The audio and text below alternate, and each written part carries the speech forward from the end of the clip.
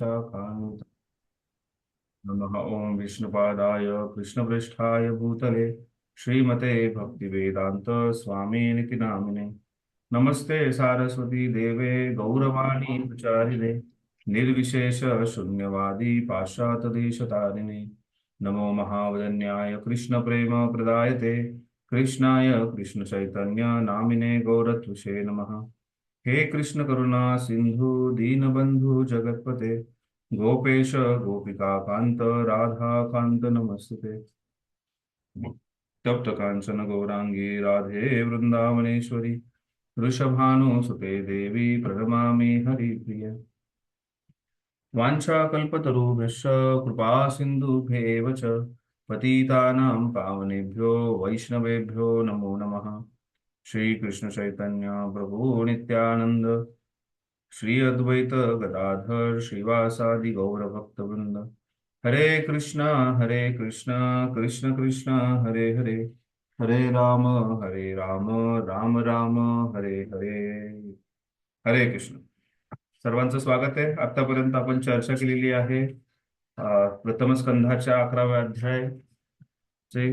त्याच्यामध्ये आपण पाहिलं श्रीकृष्णांचे द्वारकेमध्ये आगमन झालेलं आहे आणि ही जी लीला आहे कृष्णांच्या द्वारकेच्या आगमनाची त्याच्याबद्दल चर्चा करताना आपण पाहिले की कशा प्रकारे भगवंत जे आहेत त्यांनी शंख वाजवला आणि तो शंख जो आहे त्याची सौंदर्यता जी आहे ती भगवंतांच्या ओठांना स्पर्श केल्यामुळे वाढली। आणि हा शंख जो आहे त्याचा जो ध्वनी आहे त्याच्यामुळे जे द्वारकावासी आहेत त्यांच्या हृदयातली जी खिन्नता आहे ती दूर झालेली आहे। आणि नंतर द्वारकावासी जे आहे ते धावत भगवंतांपर्यंत पोहोचले।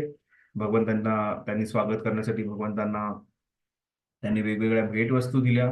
ज्या प्रकारे द्वारकावासींनी त्या भेटवस्तू दिल्या त्यावेळेस सर्वांचं इथे असं वर्णन करण्यात आलेलं आहे की एखाद्या सूर्याला दिवा दाखवण्याप्रमाणे ही गोष्ट आहे। भगवंत जे आहेत हे सर्व संपन्न आहेत पण त्यांच्यापासून सर्व काही गोष्टी प्राप्त होतात आणि त्या प्राप्त झालेल्या गोष्टीच आपण त्यांना अर्पण करतो। ज्या प्रकारे सूर्याला दिवा दाखवण्याप्रमाणे जे आहे इथे वर्णन करण्यात आलेलं आहे।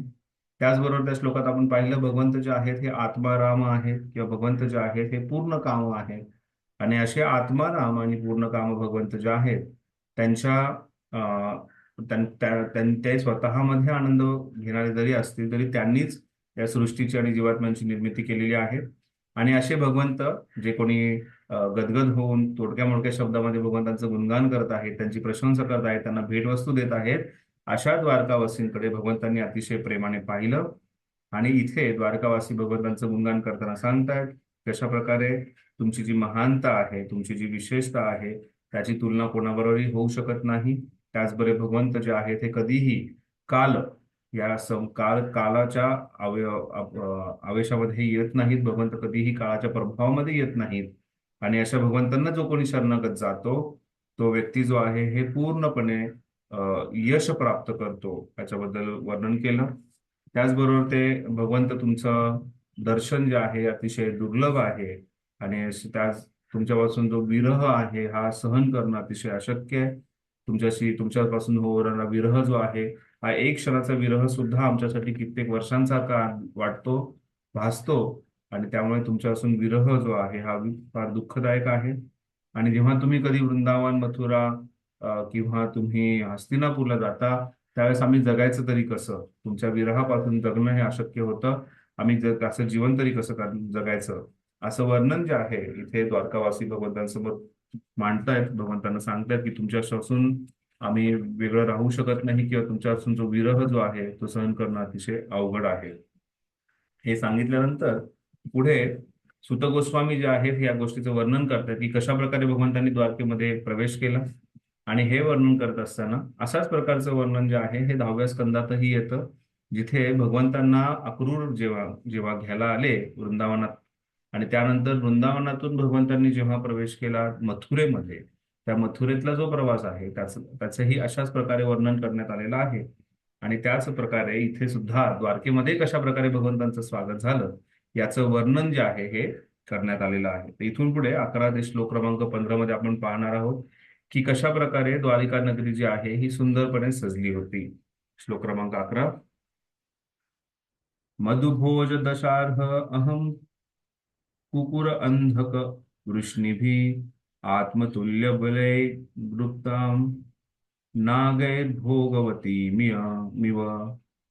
ज्याप्रमाणे नागलोकाची राजधानी भोगवती हिचे संरक्षण नागलोकाकडून केले जात असते, त्याचप्रमाणे द्वारकेचे संरक्षण भोज, वृष्णी, मधु, दशार्ह, अर्ह, कुकुर, अंधक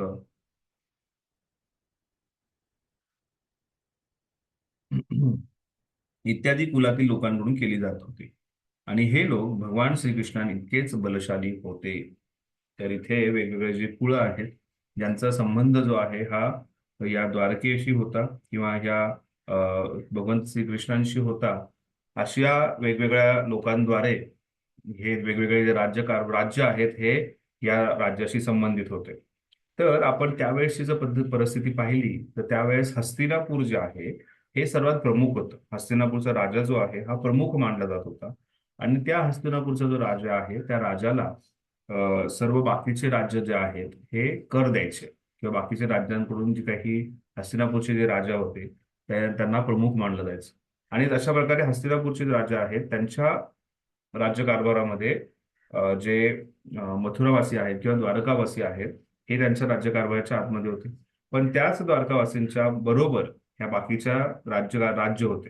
तशा प्रकारे त्यावेळेसची परिस्थिती अशी होती की वेगवेगळे राज्य जे आहेत ते एक कुठलं तरी राज्य जे आहे याला प्रमुख मानून किंवा एक कुळ जे आहे त्या कुळाला प्रमुख मानून त्यांची सर्व गोष्टी करत होते. तर हे वृष्णी जे कुळ आहे त्या वृष्णी कुळाला प्रमुख मानून बाकीचे सगळे कुळ जे आहेत ते एकत्र होते. तशाच प्रकारे कुरु कुळाचे अंडर त्या कुरुकुळाच्या निर्देशनाखाली बाकी सर्व जे वेगवेगळे राज्य आहेत त्याचे प्रमुख राज्य जे आहेत ते कुरुकुळाच्या अंडर होते. आणि त्यामुळे हस्तिनापूर जे आहे सध्याची जी दिल्ली आहे ती नेहमी या पूर्ण पृथ्वीची सुद्धा राजधानी राहिलेली आहे.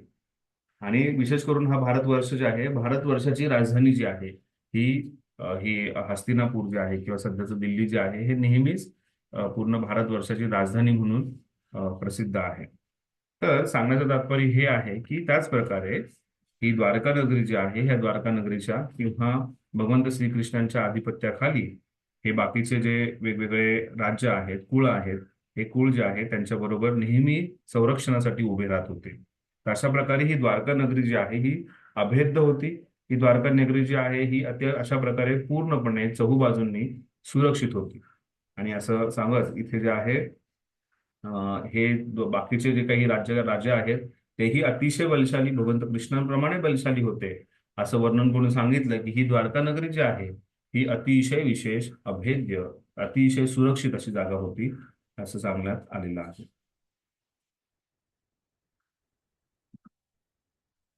तात्पर्य वाचा कोणी.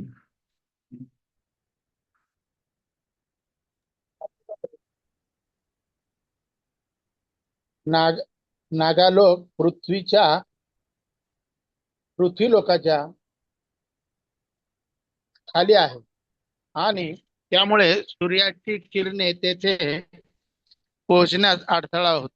पण नागांच्या स्वर्गीय सर्प मस्तकावर असलेल्या रत्नांच्या प्रकाशामुळे तेथील अंधार नाहीसा होतो. तसेच त्या नागलोकात नागराजांच्या उपभोगासाठी विविध उद्याने, नद्या इत्यादी असल्याचेही वर्णन आहे. येथे आपणास हेही कळते की तेथील निवासी नागरिकांना उत्तम संरक्षण केले जाते. त्याचप्रमाणे द्वारका ही रोशनी इत्यादी कुळातील लोकांकडून उत्तम रीतीने संरक्षिली जात होती.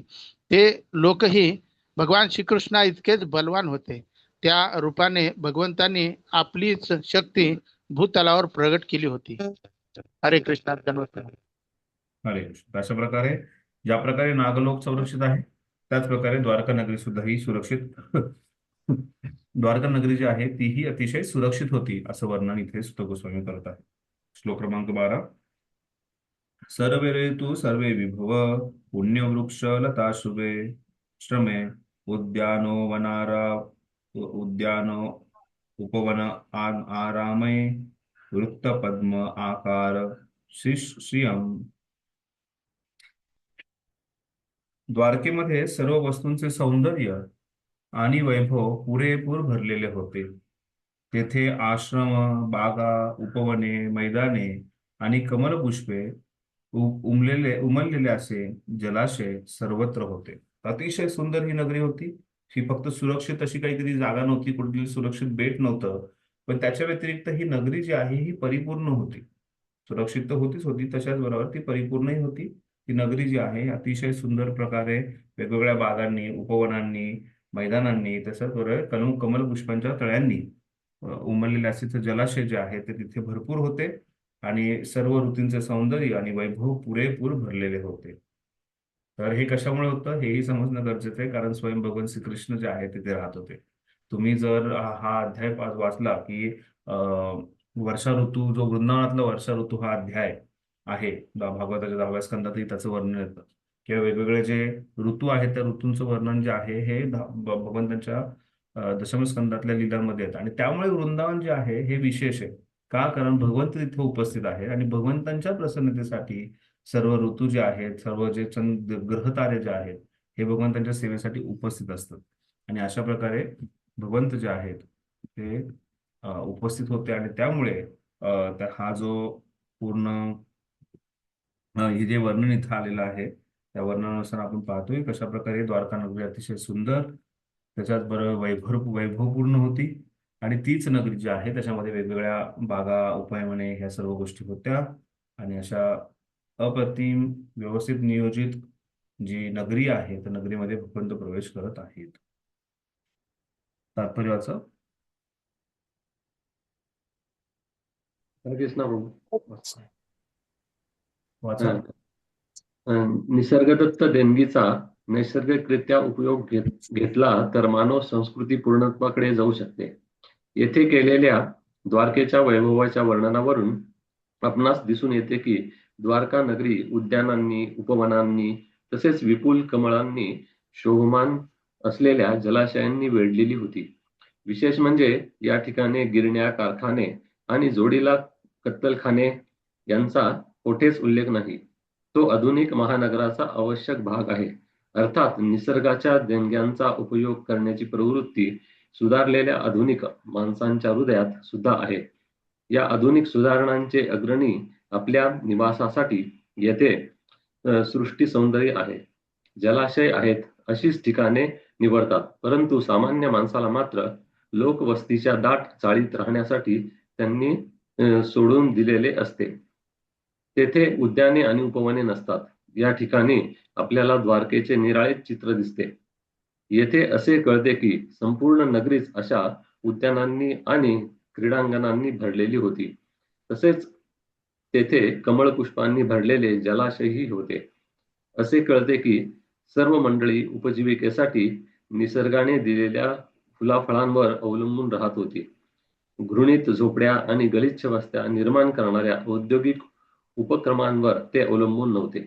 मानवी अंतःकरणातील तरल सुहृद भावनांचा विनाश करणाऱ्या गिरण्या आणि कारखाने यांची संख्या किती वाढली हे काही संस्कृतीच्या विकासाचे मोजमाप नव्हे, तर मानवी अंतःकरणातील सुप्त आध्यात्मिक चेतना जागृत करून मनुष्याला परमेश्वराजवळ जाण्याची संधी देणे हे खरे संस्कृतीचे लक्षण आहे.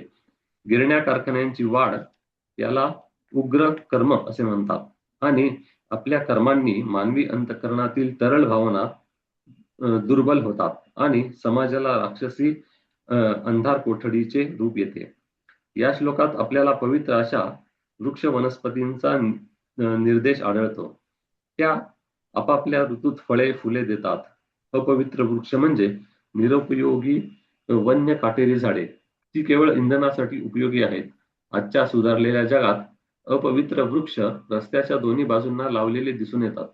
वास्तविक पाहता आध्यात्मिक जाणीवेकरता आणि आंतरिक सूक्ष्म इंद्रियांच्या विकासासाठीच मानवी शक्तीचा उपयोग व्हायला हवा. जीवनाच्या समस्येचे अत्यांतिक समाधान यातच दडलेले आहे. फळे, फुले, सुंदर उपवने, विस्तृत क्रीडास्थळे तसेच हंस, बदकांसारख्या कमळांमधून क्रीडा करणाऱ्या पक्ष्यांनी पूर्ण जलाशय, भरपूर दूध देणाऱ्या गायी या गोष्टींची मानवी शरीरातील सूक्ष्म संवेदना उत्पादक पेशींची वाढ होण्यासाठी आवश्यकता असते. त्याऐवजी विशाल अंधाऱ्या खाणी, गिरण्या, कारखाने हे कर्मचारी वर्गात राक्षसी वृत्तीस वाढीस लावतात. हितसंबंधी लोक या कामगारांच्या जीवावर आपले वैभव वाढवतात. परिणामी या दोन वर्गात कितीतरी तीव्र संघर्ष होत आलेले आहेत. द्वारका नगरीचे हे वर्णन मानवी संस्कृतीचा आदर्श आहे. हरे कृष्ण. हरे कृष्ण. अशा प्रकारे द्वारका नगरीमध्ये कशा प्रकारे अतिशय शुभ गोष्टी होत्या आणि ह्या शुभ गोष्टी ज्या आहेत ह्या अतिशय उत्कृष्ट प्रकारे त्याचं नियोजन केलेलं होतं, त्याचं वर्णन करण्यात आलेलं आहे. आणि अशा नियोजित गोष्टी ज्या आहेत या एका अतिशय प्रगतशील उत्तम अशा नगरीचं वर्णन करत आहेत. त्यानंतर श्लोक क्रमांक 13 मध्ये आपण पाहणार आहोत की कसे सगळे रस्ते जे आहेत कशा छान प्रकारे सजवलेले आहेत, तसं त्याचं वर्णन केलेले. गोपुरद्वार मार्गेषु कौतुक तोरणां चित्रध्वज पताकांग्रं दंत प्रतिहृतात पापम. भगवंतांचे आगमन होणार म्हणून द्वारका नगरीचे प्रवेशद्वार तसेच मार्गावरील घरांची द्वारे आणि रस्त्यावरील कमानी सर्व काही उत्तम रीतीने शृंगारलेले होते. तिथे केळीचे खांब, आंब्याचे डहाळे यासारख्या शुभचिंतक वस्तू लावलेल्या होत्या. तसेच ध्वज, फुलांच्या माळा व निरनिराळ्या घोषणांनी व चित्रांनी सजवलेली फलके या सर्वांमुळे उन्हाचा प्रतिकार होऊन सर्व शिथिल सावली होती. अशा प्रकारे जेव्हा भगवंत श्रीकृष्ण द्वारकेमध्ये प्रवेश केले तर त्यावेळेस त्यांच्या डोक्यावरती भरपूर काही छत्र होतं. त्याचबरोबर भगवंतांच्या डोक्यावरती वेगवेगळे म्हणजे रस्त्यांच्या वरती जे आहेत हे कापड बांधलेले होते. त्याचबरोबर तिथे आंब्याचे डहाळे, केळ्याचे खुंट अशा बऱ्याच गोष्टींनी जो आहे पूर्ण रस्ता सजवला होता. प्रत्येकाचं घर जे आहे अशा प्रकारे सजवलं होतं. घरांच्या समोर जो आहे हा शेणाचा सडा मारलेला होता, रांगोळी काढलेली होती. आणि ती परंपरा जी आहे ही आपल्याकडे अजूनही दिसून देते बऱ्याचशे. विशेष करून तुम्ही दक्षिण भारतात गेल्यानंतर रोज तिथे जो आहे पाणी शिंपडलं जातं, शेणाचा सडा केला जातो आणि तिथे रांगोळी काढली. किंवा आपल्याही मराठी संस्कृतीमध्ये सुद्धा आपण पाहिलंय की हे घरामध्ये होतं. दुर्भाग्याने आता ह्या गोष्टी कधीतरी कुठेतरी दिसतात, पण हे नित्यनेमाने करायच्या गोष्टी आहेत, कारण भगवंतांचं आपण स्वागत करत आहोत. तर अशा प्रकारे घरासमोर रांगोळी असणं ही नित्यनेमाने केलेल्या चांगल्याच गोष्टी आहेत, जेणेकरून घरामध्ये आपण भगवंतांना, लक्ष्मी नारायणाला स्वागत करत आहोत. आणि त्यामुळे आपण अशा प्रकारे ही जी सजावट जी आहे ही करणं गरजेचं आहे. आणि अशाच प्रकारच्या सजावटीचं वर्णन जे आहे या श्लोकामध्ये केलं. किती उत्कृष्ट प्रकारे सांगितलंय की कशा प्रकारे द्वारका नगरी जी आहे त्याच्यावरती वेगवेगळे ध्वज होते, त्याचे जे द्वार होते त्यांच्यावरती हार लावलेले होते, कमानी होते त्याच्यावरती हार फुलांनी सजावट केलेली होती. त्याचबरोबर जे काही आंब्याची पानं, केळीचे खुंट हे जे अतिशय शुभ मानणारे जाणारे वृक्ष आहेत त्या वृक्षांच्या पुष्प आणि पानांद्वारे खूप काही सुंदरशी सजावट केलेली होती. आणि अशा प्रकारे आणखी एक महत्वाची गोष्ट त्यात सांगितली की कशा प्रकारे वेगवेगळ्या घोषणांची आणि चित्रांचे फलक तिथं होते. तर आपणही पाहतो अजूनही कुठला सण उत्सव आला तर त्यानंतर वेगवेगळे फलक लागतात आणि ते वेगवेगळ्या ज्या घोषणा आहेत त्या घोषणांनी ज्या पूर्ण ही जी एक दिवाळी सारखाच एक उत्सव जो आहे हा निर्माण झालाय किंवा भगवंत द्वारकेमध्ये प्रवेश करत आहेत. आणि अशा प्रकारे सर्व रस्ते आणि द्वारका नगरी जी आहे ही सुंदर प्रकारे जी आहे सजलेली आहे. श्लोक क्रमांक 14. समार्जित महामार्ग रथ्या आपरक चत्वराम सिक्ता गंधजले पृक्ताम फलपुष्पाक्ष तारगय तांकरय. द्वारकेतील महामार्ग, उपमार्ग तसेच लहान मोठ्या गल्ल्या, बाजार आणि मोठे मोठे चौक हे सर्व स्वच्छ धुवून काढून तिथे सुगंधी पानांचे सडे शिंपडलेले होते. तसेच त्यावर फुले, फळे आणि अखंड असे अक्षदांकुर विखुरलेले होते. अशा प्रकारे आपण पाहतो सर्व रस्ते जे आहेत हे अतिशय सुंदरपणे त्याची सजावट जी आहे ही करण्यात आलेली आहे. सर्व चौक, सर्व रस्ते, सर्व महामार्ग, उपमार्ग त्याचबरोबर छोटेसे रस्ते, गल्ल्या या सर्व गोष्टी ज्या आहेत त्या सजवलेल्या होत्या. अशाच प्रकारे भगवंत राम जेव्हा अयोध्यात गेले त्यावेळेसही अयोध्या नगरी अशाच प्रकारे सुंदर प्रकारे सजलेली होती. तर त्यामुळे आपण जेव्हा कधी स्वच्छता करतो, आपण जेव्हा कधी सजावट करतो, त्या सजावटीच्या पाठीमागे कोणाला तरी आनंद प्रदान करण्याची इच्छा असते. कोणीतरी येणार आहे म्हणून त्याचं स्वागत म्हणून आपण करतो आणि स्वागत केल्यानंतर त्या व्यक्तीला प्रसन्नता वाटली पाहिजे, तो व्यक्ती आनंदी झाला पाहिजे म्हणून करतो. आणि त्याच गोष्टीची आठवण काढून आपण वेगवेगळे उत्सव जे आहेत ते करतो, साजरे करतो आणि त्या उत्सवामध्ये आपणही स्वतःलाही सजवतो आणि आपल्या आजूबाजूच्या गोष्टी आहेत त्यांनाही सजवतो. आणि अशा प्रकारे ही द्वारका नगरी जी आहे ही अतिशय सुंदरपणे सजलेली होती.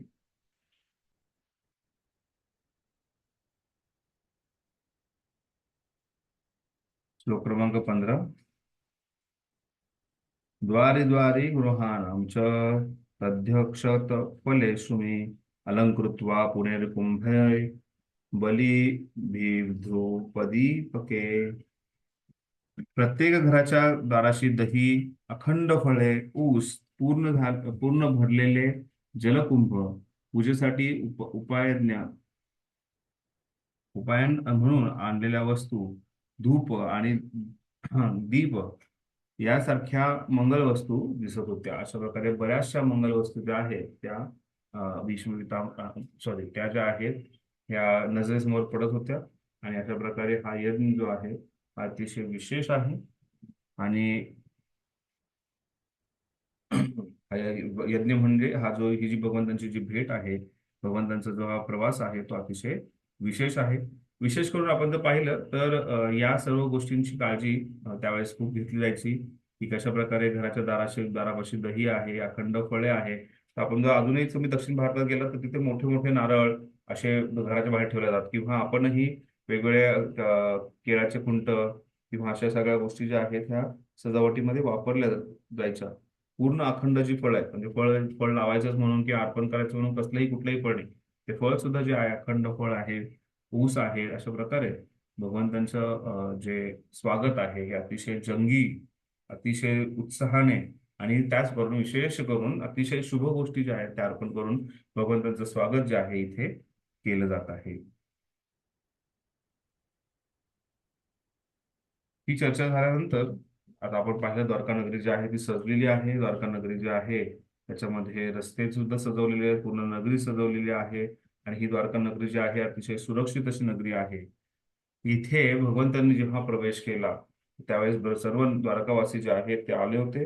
आणि अशा वेगवेगळ्या प्रकारचे द्वारकावासी आहेत त्यांच्याशी भगवंतांनी कशा प्रकारे आदान प्रदान केलं आणि भगवंतांनी आदान प्रदान करताना कोणाकोणाशी आदान प्रदान केलं याची चर्चा जी आहे ही पुढच्या काही श्लोकामध्ये होत आहे. भगवंतांचं त्यांच्या सर्व अनुयायांबरोबरचं जे आदान प्रदान आहे त्याचं वर्णन 16 ते 23 श्लोकांमध्ये आपण पाहणार आहोत.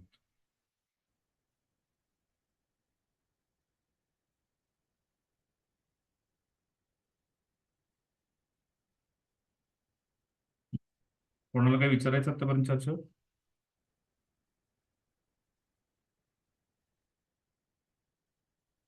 ठीक आहे. आता इथे आपण पाहतोय भगवंत जे आहेत हे कशा प्रकारे जे काही भरपूर बरेच जण आहेत, मग तिथे भगवंतांचे बंधू आहेत, वरिष्ठ आहेत, त्याचबरोबर भगवंतांचे पुत्र आहेत. या सर्वांनी भगवंतांचं तिथे स्वागत करायला गेले. त्याचबरोबर भगवंतांच्या स्वागताला इव्हन त्या वेळेच्या द्वारकेच्या ज्या वेश्या आहेत त्या सुद्धा आलेल्या आहेत. त्याचबरोबर जे कोणी नाट्य करतंय, नृत्य करतंय, असे नाटक नृत्य करणारे लोक जे आलेत, ह्या सर्व जण जे आहेत ते भगवंतांच्या दर्शनासाठी तिथे उपस्थित आलेले आहेत, भगवंतांच्या समोर आलेले आहेत आणि भगवंतांचं वेगवेगळ्या प्रकारे स्वागत करत आहेत. आणि हे स्वागत करत असताना भगवंत जे आहेत हे त्या प्रत्येकाच्या ज्या प्रेमाचे आदान प्रदान करतात आणि त्या प्रकारे त्याला काहीतरी भेटवस्तू देतात. एक राजा जेव्हा प्रवेश करतो तो बऱ्याचशा भेटवस्तू देतो. अशा प्रकारच्या भेटवस्तू देऊन यथाविधी जे आहे त्यांची जी काही पोझिशन आहे त्या पोझिशन नुसार त्यांना त्या प्रकारच्या गोष्टी भगवंत देत आहेत. त्या काय काय गोष्टी भगवंतांनी दिलं, कशा प्रकारे त्यांनी आदान प्रदान केलं, रेसिप्रोकेट केलं याची चर्चा आपण पाहणार आहोत. श्लोक क्रमांक 16. निशंब प्रेष्ठ मायांत वसुदेवो महामना अक्रूर अक्रूर उग्रसेनश्च राम रामश्च अद्भुत विक्रम.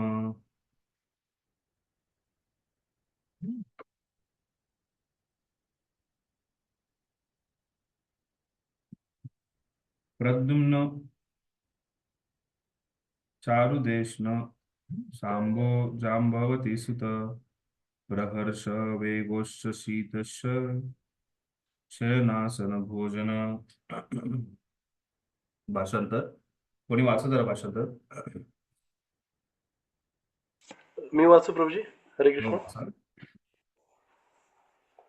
आपले सर्वात प्रिय श्रीकृष्ण द्वारका नगरीच्या अगदी समीप येत आहेत असे ऐकून थोर अंतकरणाचे वसुदेव, अक्रूर, उग्रसेन, अद्भुत बल संपन्न बलराम, प्रद्युम्न, चारुदेशन आणि जांबवतीचे पुत्र सांब हे सगळे अत्यानंदित झाले आणि आपले शयन आसन भोजन सोडून निघाले.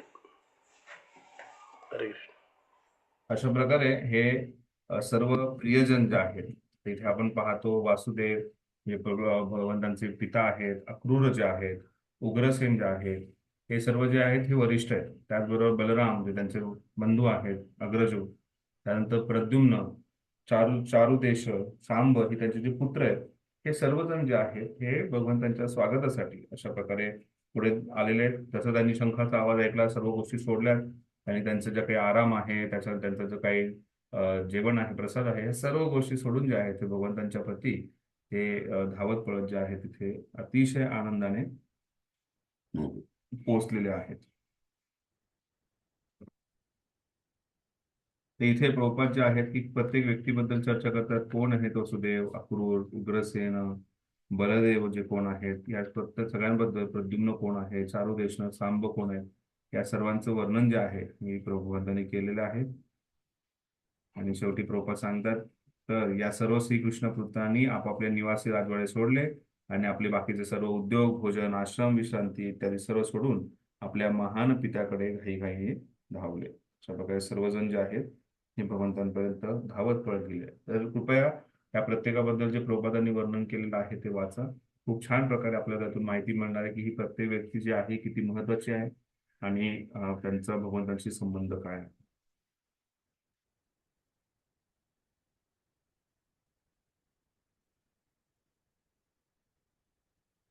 श्लोक क्रमांक 18. वारुणेंद्र पुरस्कृत्य ब्राह्मणे सुसुमंगलै शंखतूर्य निनादेन ब्रह्मघोषेण चारुता प्रत्युंजुग्न रथे हृष्टा प्रणयागत साध्यस्वा. हातात मंगलपुष्पे धारण करणाऱ्या ब्राह्मणांसह ते रथावर बसून शीघ्र निघाले. हातात मंगलपुष्पे धारण करणाऱ्या ब्राह्मणांसह ते रथावरून बसून शीघ्र निघाले. सर्व मंगल आणि वैभव यांचे शुभचिन्हच असे हत्ती त्यांच्या पुढे चालत होते. शंख, तुतारा इत्यादी मंगलमय वाद्ये निनादित होते आणि वैदिक सूक्तांचे पठण केले जात होते. या प्रकारे ओतप्रोत जिव्हाळ्याने त्यांनी आपला आदरभाव अर्पण केला. तर आपण जेव्हा कधी भगवंत बाहेर येतात, भगवंत कधी जेव्हा प्रोसेशनला निघतात किंवा भगवंतांची रथयात्रा निघते, तर त्यावेळेस अशा प्रकारे आपण भगवंतांचं स्वागत करणं गरजेचं आहे. म्हणजे बऱ्याच वेळा भगवंतांचं प्रोसेशन निघतं आणि आपल्याकडे वेळही असतो, पण आपण कंटाळा करतो. ठीक आहे, जसं आता भगवंतांची अॅनिव्हर्सरी नाही, मग सकाळचा कार्यक्रम अटेंड केला, अभिषेक पाहिला, सगळं काही पाहिलं, मग संध्याकाळी प्रोसेशनला कशाला जायचं, किंवा ज्या काही गोष्टी आहेत. पण आपण हा उत्साहाने पुढे येणं फार गरजेचं आहे आणि अशा प्रकारच्या भगवंतांची प्रदक्षिणा आहेत, परिक्रमा आहेत, याच्यामध्ये उत्साहाने भाग घेणं फार गरजेचं आहे. त्यामुळे इथेही भगवंत जेव्हा द्वारका नगरीमध्ये प्रवेश केलाय त्यावेळेस अतिशय उत्साहाने सर्वजण ब्राह्मणांना घेऊन, ब्राह्मण जे आहे हे वेगवेगळे मंत्र पठण करत होते, सुक्तांचं गायन करत होते आणि भगवंतांचं पुरुष सुक्त, स्त्री सुक्त, बाकी जे मंजरी आहे ते सर्व गोष्टींद्वारे भगवंतांचं अतिशय उत्साहाने ते स्वागत करत होते. त्याचबरोबर वेगवेगळे वाद्य आहे, ढोल, ताशा, शंख, तुताऱ्या जे काय आहेत त्या वाजायला लागल्यात आणि त्यांच्याद्वारे भगवंतांचं जे आहे हे स्वागत केलं जात आहे. आणि अशा प्रकारे मंगलमय जे आहे वातावरण अतिशय निर्माण झालेलं आहे. कारण मंगल प्रदान करणारे जे भगवंत आहेत ते इथे उपस्थित राहिलेले आणि त्यामुळे असं मंगलमय वातावरण जे आहे इथे दिसतंय. आणि हे जे बाकीचे त्यांचे जे पुत्र आहेत, विशेष करून सांब, प्रद्युम्न वगैरे आहेत, हे या सर्वांबरोबर गेलेले आहेत, जेणेकरून भगवंतांचं स्वागत, आपल्या पितांचं स्वागत करून जे आहे ते त्यांच्या महालामध्ये घेऊन येत आहेत. त्यांचा आदरभाव जो आहे तिथे त्यांनी अशा प्रकारे व्यक्त केलेला आहे. फक्त एकटेच गेले नाही, त्यांच्याबरोबर ब्राह्मण होते आणि ते ब्राह्मण जे आहे भगवंतांचं निरंतर गुणगान करत जे आहे त्यांचं स्वागत करत त्यांना घेऊन आलेले आहेत. त्याचबरोबर ते स्वागत करत असताना त्यांच्याबरोबर अग्रस्थानी असणारा हत्ती, त्याचबरोबर घोडे वगैरे जे आहेत तेही तिथे उपस्थित आहेत. आणि अशा प्रकारे हत्ती, घोडा आणि भगवंतांचं भक्त, ब्राह्मण या सर्वांबरोबर भगवंतांचं विशेष रथ या सर्वांद्वारे भगवंतांचं स्वागत जे आहे हे केलेलं आहे.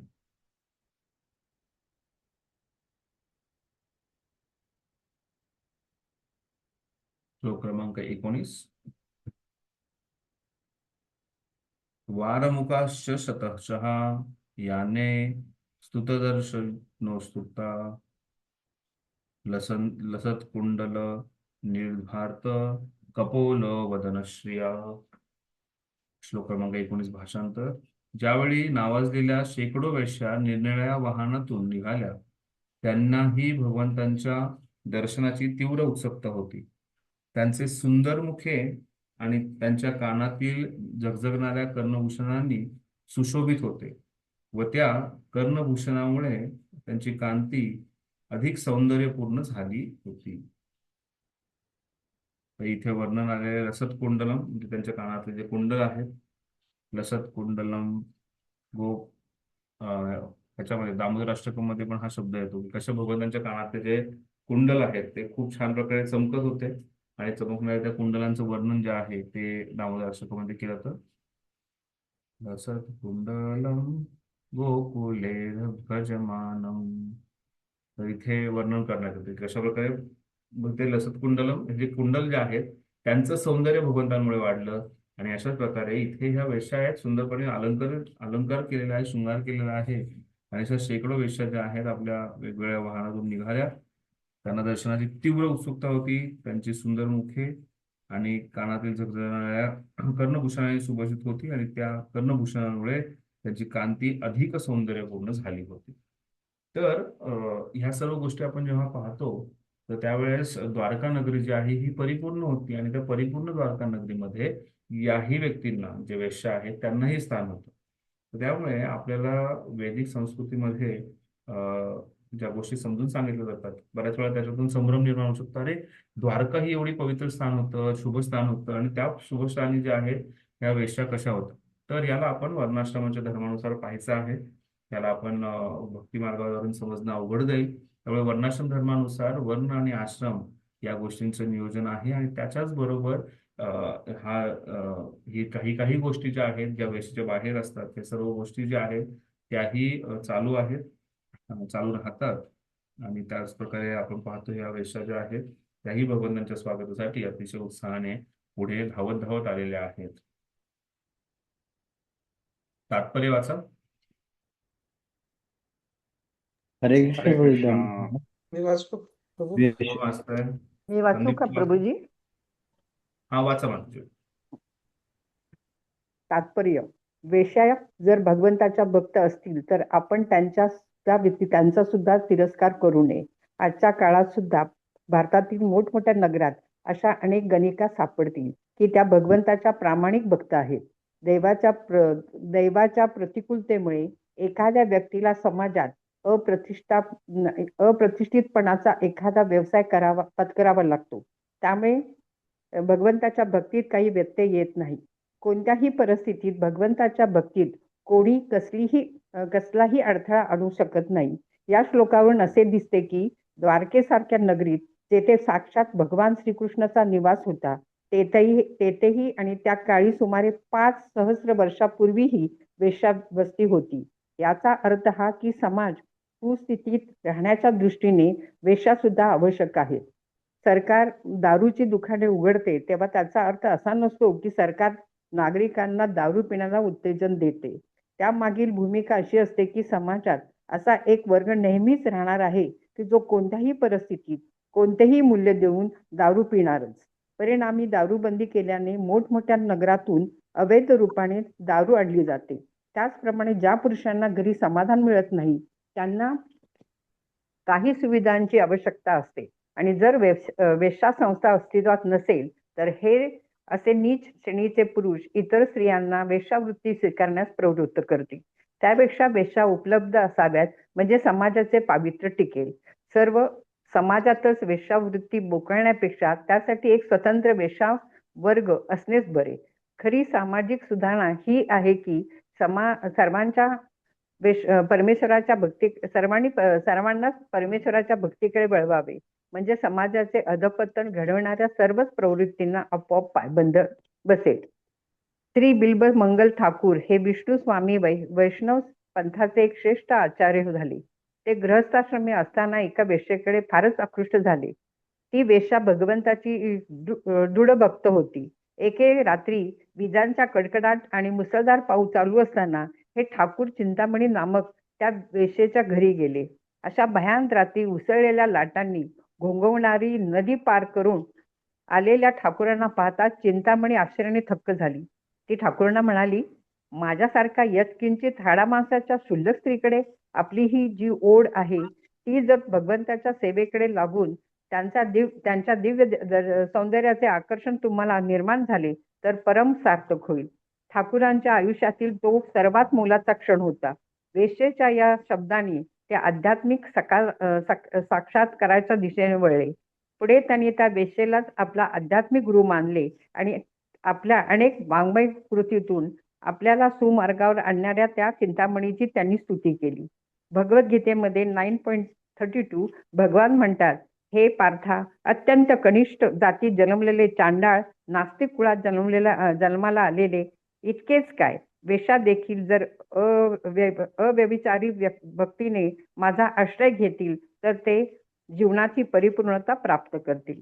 शुद्ध भक्ती मार्गात पतित स्वरूपाचा व्यवसाय अथवा जन्म यामुळे कोणताही अडथळा येत नाही.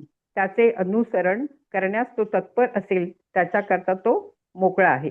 असे दिसते की द्वारकेतील गणिका श्रीकृष्णास भेटण्यास अत्यंत उत्सुक होत्या, कारण त्या निष्ठावंत भक्त होत्या आणि त्यामुळे वर सांगितलेल्या गीता वाचनाप्रमाणे त्या सर्व जणी मुक्ती मार्गाच्या पथिक होत्या. म्हणून समाजामध्ये जी काही सुधारणा करणे अत्यावश्यक आहे ती सुधारणा म्हणजे सर्व नागरिकांच्या भगवत भक्तात परिवर्तन घडवणे व त्यासाठी सुसंघटित प्रयत्न करणे. त्यामुळे आपोआपच स्वर्ग निवासी देवतांमुळे सद्गुण त्यांच्यामध्ये येतील. जे परमेश्वराचे भक्त नाहीत ते ऐहिक दृष्टीने कितीही संपन्न वा प्रगत असले तरी त्यांच्या ठिकाणी खऱ्या अर्थाने एकही सद्गुरू वास करीत नसतो. भक्त आणि अभक्त यातील खरा भेद असा आहे की भक्त मुक्तीच्या दिशेने आपली वाटचाल करीत असतो तर अभक्त भौतिक बंधनात गुरफटत जात असतो. अध्यात्म विद्येत लोक किती शिक्षित झाले आहेत व मुक्ती मार्गावर किती प्रगत झाले आहेत हे पाहणे हा संस्कृतीच्या प्रगतीचा खरा निकष आहे. हरे कृष्ण प्रभू. हरे कृष्ण. अशा प्रकारे ह्या वेश्या ज्या आहेत ह्याही द्वारका नगरीमध्ये राहत होत्या आणि त्यांचा तिरस्कार करू नये असं प्रभुपाद सांगतायत, कारण त्यांना तो काही कारणास्तव तो जो आहे मार्ग जो आहे हा स्वीकारावा लागलाय. पण असं असताना सुद्धा भगवंत सुद्धा त्यांचा तिरस्कार करत नव्हते आणि त्यांचंही भगवंतांनी त्यांच्याकडे आनंदाने पाहून स्माईल करत भगवंतांनी त्यांचं स्वागत केलेलं आहे किंवा त्यांचं स्वागताला धन्यवाद दिलेले आहेत. त्यानंतर आणखीन कोण कोण होतं, कोण कोण आलं तिथे? नटनर्तेक गंधर्वा सूत मागधो वंदितः गायन्ति चोत्म श्लोक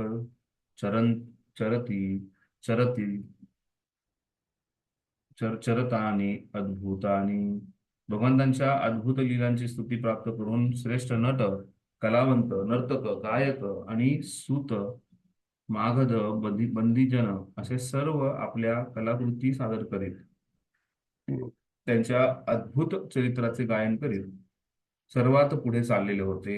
अशा प्रकारे वेगवेगळे जे आर्टिस्ट आहेत, वेगवेगळे जे कलाकार आहेत, ते कलाकार जे आहेत हेही या भगवंतांच्या या प्रोसेशन मध्ये भगवंत जेव्हा द्वारका नगरीमध्ये प्रवेश केला त्यांच्या समोरासमोर चालतायत, वेगवेगळ्या प्रकारच्या कलांचं प्रदर्शन करतायत आणि त्याचबरोबर तिथे वेश्याही आलेल्या आहेत भगवंतांना पाहण्यासाठी. आणि तेवढंच नाही तर भगवंतांचे अतिशय जवळचे जे सगळे संबंधी आहेत त्याच्यात आहे वासुदेव, अक्रूर, उग्रसेन, बलराम, प्रद्युम्न, चारुदेश आणि सांब हे सर्वजण जे आहेत तिथे भगवंतांच्या स्वागतासाठी उत्सुकतेने पुढे आलेले आहेत.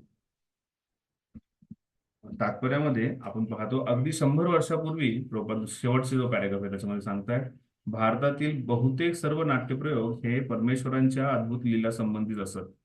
त्या नाट्यप्रयोगामुळे साधारण समाजाचे अत्यंत उत्तम मनोरंजन होत असे. जसं आपण पाहतो की 1990 मध्ये वगैरे काहीतरी पहिले रामायण आलं आणि ते रामायण जे आलं त्याच्यामध्ये असं झालं की पूर्ण देश जो आहे हा राममय झाला होता. त्यानंतर महाभारत आलं, सगळं पूर्ण देशामध्ये भगवंत महाभारत आणि महाभारताच्या लीला कृष्ण या गोष्टींचं स्मरण व्हायला लागलं. त्यामुळे जुन्या काळामध्ये मनोरंजनाचा विषय सुद्धा जो आहे हा भगवंतांच्या संबंधीच्या नाटिका, नाट्य जे आहे हे आहे. आणि त्यामुळे अशा मनोरंजनामध्ये आपण उत्साह घेणं गरजेचं आहे. पण असा मनोरंजन जो आपल्याला दूर घेऊन जाणार आहे, आपल्या फक्त मनाला काहीतरी बाधा देणार आहे, आपल्या इंद्रियांना काहीतरी बाधा देणार आहे, आपले विचार, आपली कृष्ण भावनांचा नाश करणार आहे, अशा मनोरंजनात भाग घ्यायचा नाहीये. आणि हे सर्व मनोरंजन करणारे कलाकार जे आहेत हे भगवंतांच्या प्रसन्नतेसाठीच सर्व कलांचं प्रदर्शन करत आहेत आणि त्यामुळे तिथे ते उपस्थित आहेत. अशा प्रकारे गंधर्व, कलावंत, श्रेष्ठ नाट्य करणारे गायक असे सर्वजण जे आहेत हे भगवंतांच्या स्वागतासाठी इथे उपस्थित झालेले आहेत.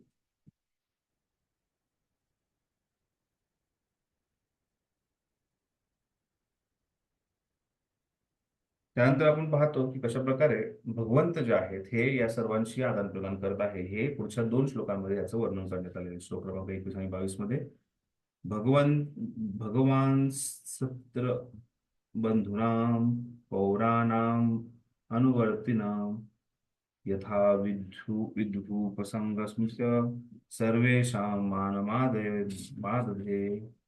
भगवान श्रीकृष्णांनी सुद्धा त्यांच्या स्वागतासाठी आणलेले बांधव, इष्टमित्र, नागरिक आणि इतर अशा सर्वांचा त्यापैकी प्रत्येकाजवळ जाऊन योग्य आदर प्रकट करून योग्य सन्मान केला. अशा प्रकारे भगवंतांनी सुद्धा हा प्रत्येकाचा सन्मान केलेला आहे आणि ही आपल्या संस्कृतीची विशेषता आहे. हाय हॅलो करून निघून जायचं, गुड मॉर्निंग करून निघून जायचं, ही आपल्या संस्कृतीची प्रथा नाहीये.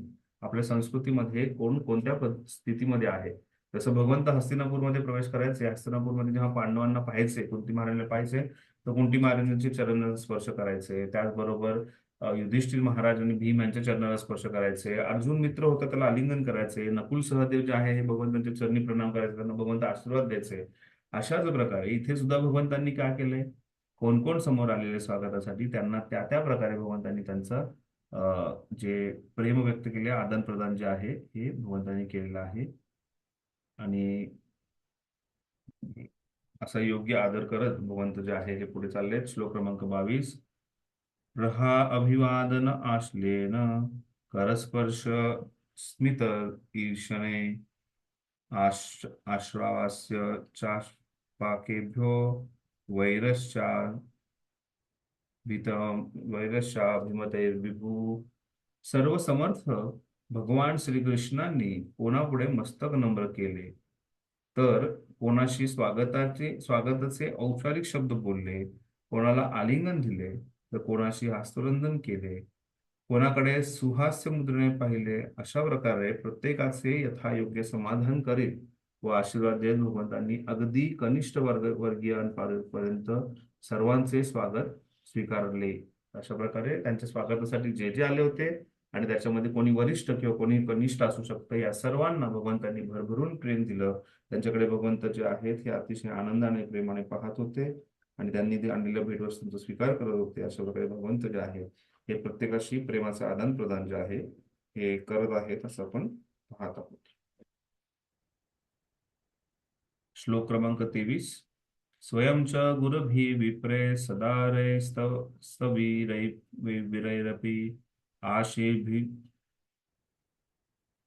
आशीर्भिर्युज्यमानो अन्ये अनिष्टः च आविशत्पुरम. ज्येष्ठ आप्त आणि सहकुटुंब आपले दुर्बल ब्राह्मण भगवंतांची स्तोत्रे गायन यांचा आशीर्वाद घेत होते. इतरही जण भगवंतांची स्तुती गात होते. अशा वैश्य समाजासह भगवान श्रीकृष्णांनी द्वारका नगरीत प्रवेश केला. ठीक आहे, तात्पर्य वाचत मी वाचतो प्रभूजी. हरे कृष्णा. समाजातील बाह्य वर्ग ब्राह्मण वर्ग आपल्या म्हातारपणाची तरतूद म्हणून पैसे साठवून ठेवण्याचे कधीच दक्ष नसे. ज्यावेळी ते वृद्धत्वामुळे दुर्बल होत, त्यावेळी आपल्या पत्नीसह राजदरबारी जात आणि राजांच्या सत्कृत्याची स्तुती करत. राजलोक त्यांच्या जीवनावश्यक गरजांची पूर्ती करत. असे हे ब्राह्मण म्हणजे राजांचे तोंड पूजे भाट नव्हते, तर राजाची कृत्येच तशी स्तुत्य असत. आणि ब्राह्मणांनी केलेली ही स्तुती म्हणजे त्यांनी आणखी उदात्त कृत्य करावीत यासाठी भारदस्त पद्धतीने दिलेले उत्तेजन असे. भगवान श्रीकृष्ण हे सर्व प्रकारच्या स्तुतीस पात्रच आहेत आणि त्या भगवंतांची स्तोत्रे गाऊन हे याचक ब्राह्मण व इतर लोकही स्वतःच स्तुतीस पात्र होत असत. अशा प्रकारे भगवंतांची स्तुती करत होते आणि जो कोणी भगवंतांची स्तुती करतो तो स्तुतीसाठी पात्र ठरतो. अशा प्रकारे हे ब्राह्मणांची महत्ता जी वाढली कारण त्यांनी भगवंतांची स्तुती केलेली आहे आणि त्यामुळे त्यांचं ते सुद्धाही ह्याच्यामुळे भगवंतांची प्रशंसा करत करत त्यांचंही प्रशंसा यश जे आहे ह्याचं गाण सर्वत्र होत आहे. आणि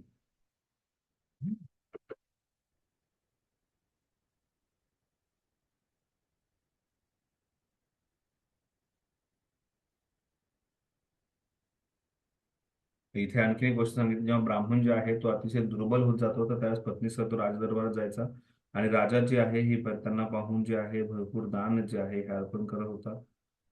आणि असे ब्राह्मण जे राजांचे तोडपुंजे भाट नव्हते तर राजाची कृत्येचे तशीच स्तुत्य असत.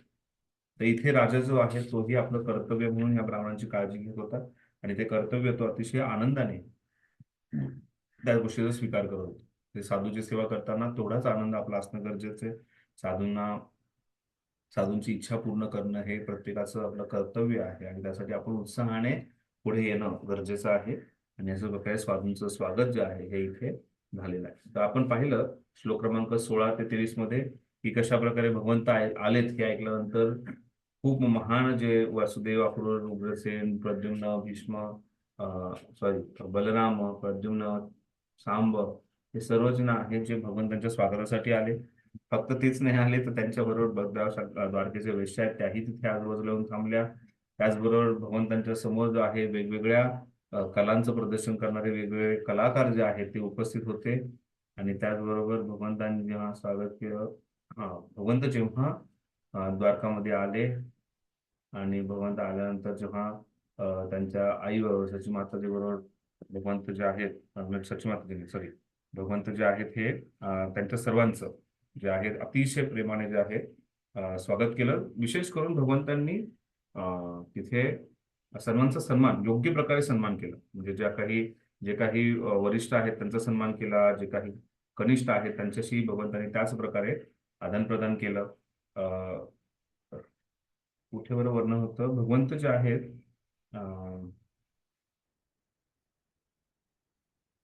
योग्य त्या प्रकारे कोणाकडे जे आहे फक्त स्मितहास्य करून भगवंत वर्णन करत होते, कोणाशी शब्दांद्वारे वर्णन करून शब्दांद्वारे भगवंतांनी त्यांच्याशी वक्तव्य केलं आणि त्यांच्याशी वर्णन केलेलं आहे. कुठे भगवंतांनी जो आहे कोणाच्या हातात हात हस्तवंदन केलेलं आहे, कुठे भगवंतांनी मिठी मारलेली आहे. आपण आधीच पाहिलं की भगवंतांनी अशा प्रकारे सर्वांशी आदान प्रदान करत जे आहे हे स्वागत केलेलं आहे. ठीक आहे, 1-2 मिनिटात मी आलो.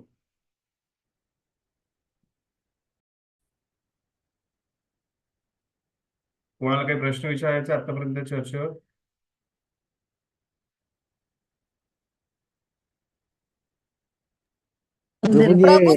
प्रभूजी तो ओपन बुक क्वेश्चन त्याच्यावरच आहे की आलेल्या ऋषींचं स्वागत कसं करावे, मंदिरात आलेल्या गुरूंचं धार्मिक तत्वानुसार. भीष्म पितामहांनी कशा प्रकारे स्वागत केलं आणि मग ते भक्तिशास्त्रीचं काय उदाहरण द्या. त्यांचं काय आठवत नाही आता. भक्तिशास्त्री मधून बरंच काही उदाहरण देऊ शकतात. भक्तिशास्त्री 15 वर्ष झाले. भक्ती रसामृत मधून सांगितलंय की कशा प्रकारे आपल्या समोर कोणी वैष्णव आल्यानंतर आपण कसं स्मितहास्य करणं, त्यांचं स्वागत करणं, त्यांच्याशी हरे कृष्ण मंत्र हरे कृष्ण बोलणं. असं आपण जर त्यांच्याकडे बघून हसलो नाही, त्यांचं स्वागत नाही केलं तर त्यावर एक अपराध असतो. किंवा त्यात जे भक्तांमधलं जे आदान प्रदान आहे, प्रेममय संबंध आहे, जे उद्देशामृत मध्ये सांगण्यात आलेलं आहे, ह्या सगळ्या गोष्टींचं वर्णन करण्यात आलेलं आहे. त्याचबरोबर भगवद्गीता ते आपण पाहतो की कशा प्रकारे जे पूर्णतः महाभारताचं सुरुवातीचं वर्णन करण्यात आले. हे युद्धस्थळीमध्ये ही कशा प्रकारे युधिष्ठिर, अर्जुन यांच्याद्वारे सन्मान दिला गेला होता किंवा ह्या सर्व गोष्टी पाहण्यासाठी ऋषीमुनी आले होते. अशा बऱ्याच काही गोष्टी आहेत त्याच्यातून वर्णन करू शकतो आपण भक्तिशास्त्रामधून.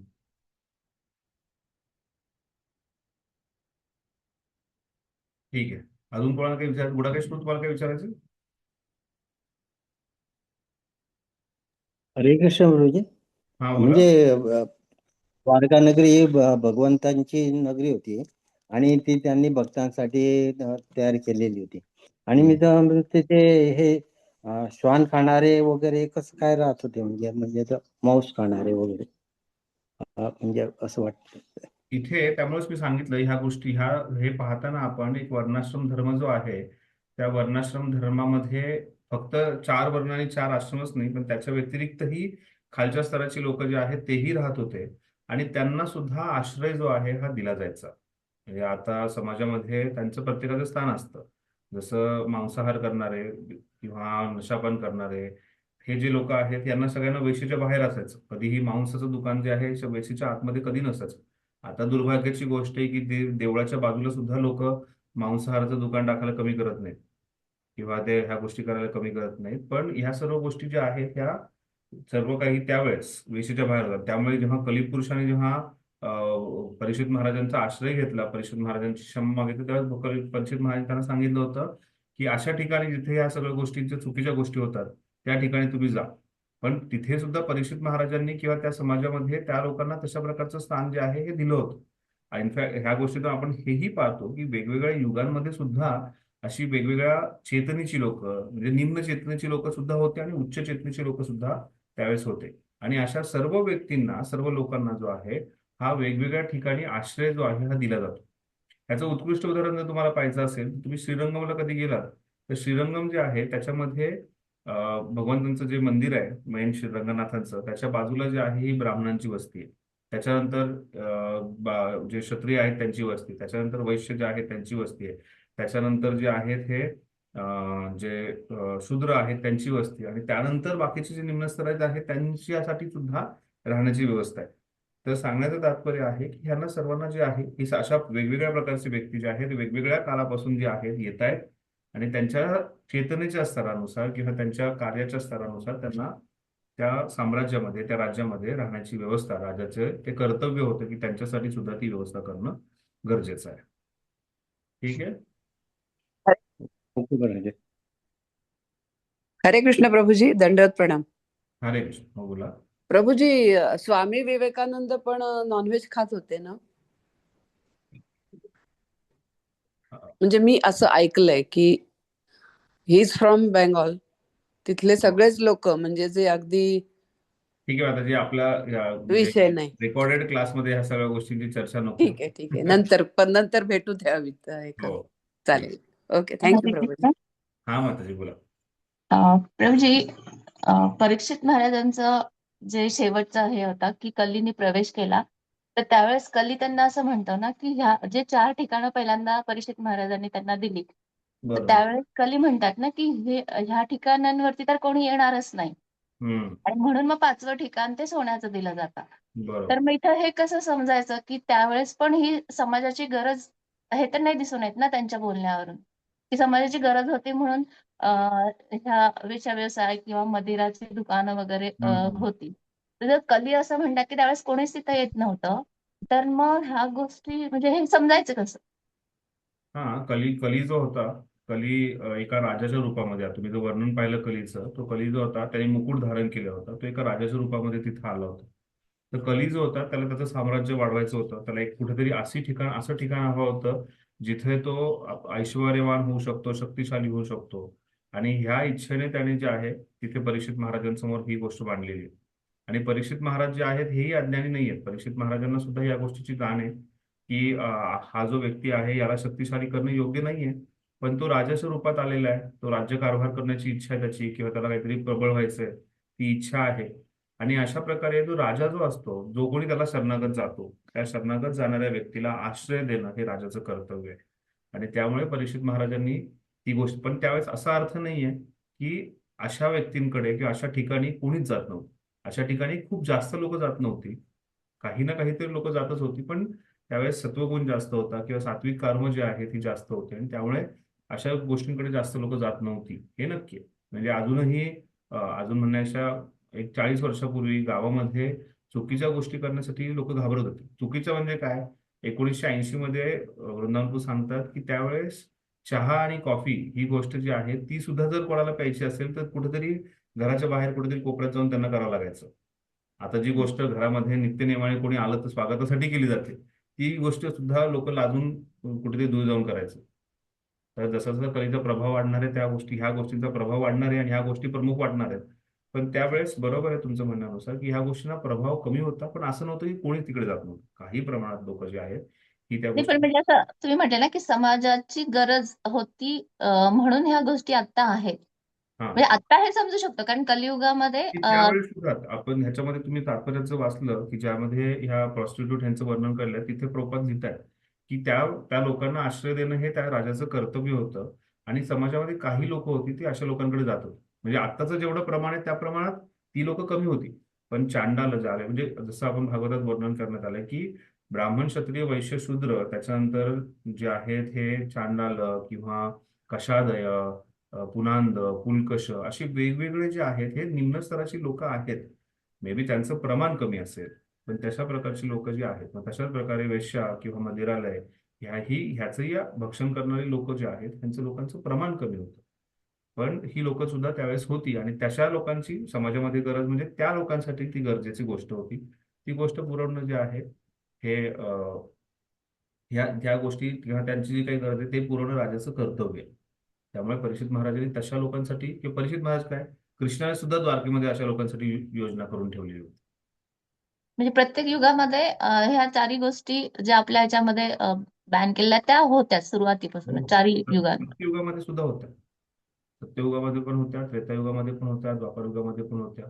आणि त्यामुळेच राक्षस वृत्ती जी आहे, ही राक्षस वृत्ती म्हणजे काय, ही राक्षस वृत्ती ही अशी लोक आहेत. कधी राक्षसांचा प्रभाव वाढल्यानंतर राक्षसांचे हे कार्य जे आहे ते वाढणार आहे. सत्ययुगामध्ये सुद्धा हिरण्यकशिपू, त्याचं नावच आहे हिरण्य आणि हिरण्यकशिपू, ज्याला सोनं आणि झोपण्यासाठी बेड म्हणजे व्यभिचार करण्याची त्याची जी वृत्ती आहे, त्या दोन्ही गोष्टी होत्या. आणि जिथे व्यभिचार आहे, सोनं आहे, तिथे मदिरालय, मांसाहार या गोष्टी तर होतच आहे. व त्या युगापासून आहेत. पण प्रत्येक युगामध्ये जसं ह्या गोष्टीचं वर्णन करतं ना की कलह जो होता, सत्ययुगातला कलह जो होता तो 2 वेगवेगळ्या ग्रहांमध्ये होता. त्याचा प्रभाव वेगळा होता. त्याचंच प्रमाण जे आहे त्रेतायुगामध्ये तो कलह जो आहे 2 राज्यांमध्ये होता. मग तो लंकेमध्ये असेल किंवा अयोध्येतल्या रामाचा असेल. त्याच्यानंतर द्वापर युगामध्ये कलह जो आहे हा एका कुटुंबात होता. 2 भावंडांमध्ये तो कलह दिसत होता. म्हणजे प्रभाव जो आहे हा बदलत चाललाय त्या प्रत्येक युगानुसार. त्याचा परिणाम जो आहे हा वाईट परिणाम जो आहे वाढत चाललाय, चांगल्या गोष्टी कमी होत चालल्या. आणि कलियुगामध्ये कलह कोणामध्ये माहिती कोणाला? स्वतःमध्ये. स्वतःमध्ये आपल्या स्वतःच्याच मनामध्ये स्वतःमध्येच कला आहे. कलह चालू. तर अशा प्रकारे हा प्रभाव जो आहे हा वाढत चाललेला आहे. आणि त्यानुसार प्रमाण जे आहे वाढत चाललंय. पण चारही युगांमध्ये या चारही नियमांचं पालन करणं हे प्रत्येकासाठी मॅन्डेटरी होतं, गरजेचं होतं. आणि त्याचं उल्लंघन करणारीही लोक, अशा प्रकारची लोक चारही युगामध्ये दिसत होते. थँक्यू. अजून कोणाला काही विचारायचं? ठीक, पुढे जाऊयात आपण. श्लोक क्रमांक 24 ते 27 मध्ये चर्चा करूया. आता इथे भगवंतांच्या सौंदर्याचं वर्णन करण्यात आलेलं आहे. भगवंतांना पाहण्यासाठी जशा प्रकारे हे सर्वजण आले होते, तशाच प्रकारे त्या द्वारकावासीच्या अतिशय सुसंस्कृत स्त्रिया ज्या आहेत त्या पुढे आल्या होत्या. आणि त्यांनी भगवंतांचं जे सौंदर्य आहे ह्या सौंदर्याचं वर्णन केलेलं आहे.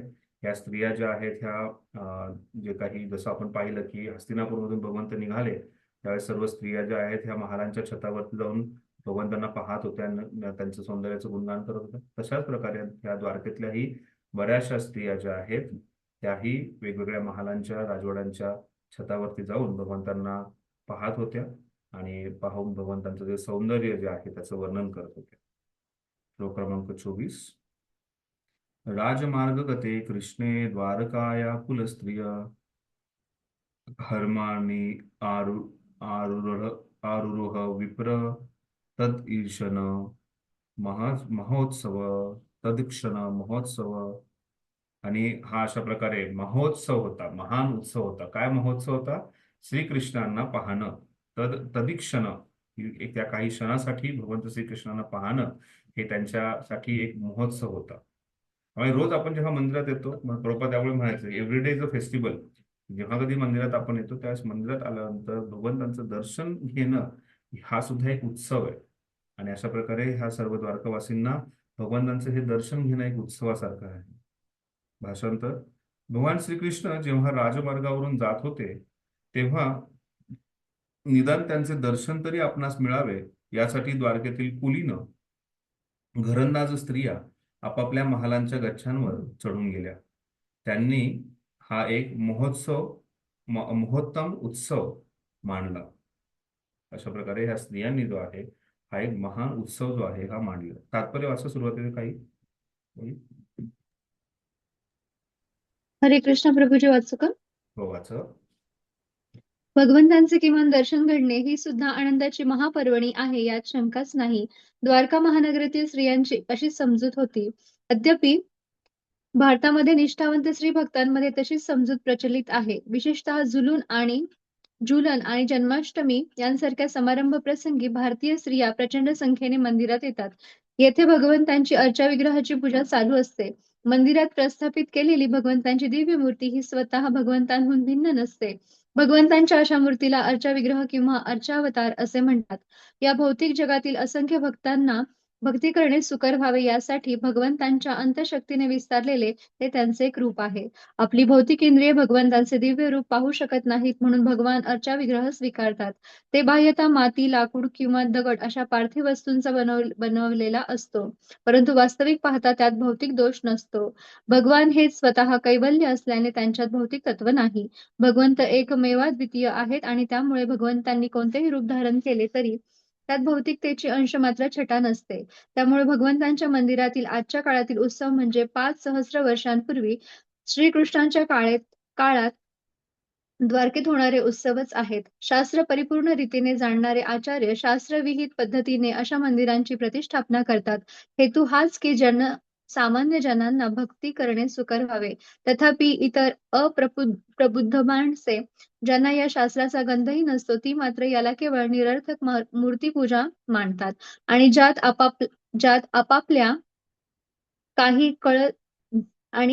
आपल्याला काही कळत नाही तेथे अकारण आपले नाक खुपसतात.